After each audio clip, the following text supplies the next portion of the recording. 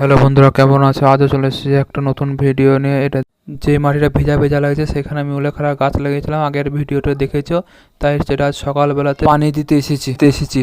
এখানে প্রায় গাছ আমার হয়ে গেছে, দেখেন কুশি বেরিয়েছে দেখতে পাবেন, আর কিছু কিছু গাছ মরে গেছে। সেখানে আমি আবার লাগিয়ে দেবো, উলেখাড়া ডাল নিয়েছে আমি লাগিয়ে দেবো।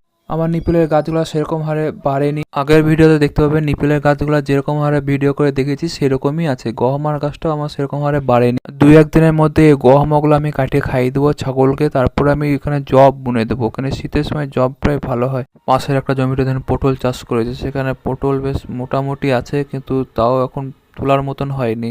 ভালো করে লক্ষ্য করবেন, যখন যে জিনিসের দাম থাকে তখন সেই জিনিসটা হয় না, যখন যে জিনিসের দাম থাকে না তখন সেই জিনিসটাই বেশি হয়।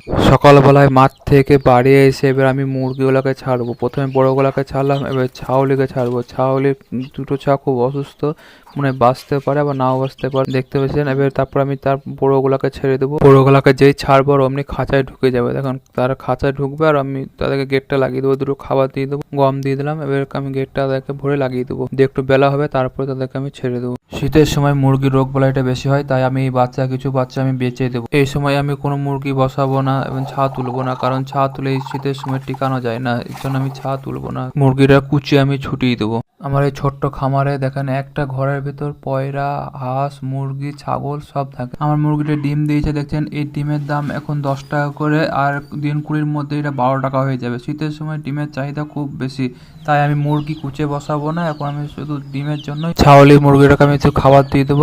গোয়ালের লাইটের তারটা ছাগলটা কেটে দিয়েছে দেখছেন, ছাগলটা এত ছুচকি কিভাবে উঠে কাটছে দেখুন। এই লাইটটা কদিন আগেই ঠিক করলাম, আবার কেটে দিয়েছে।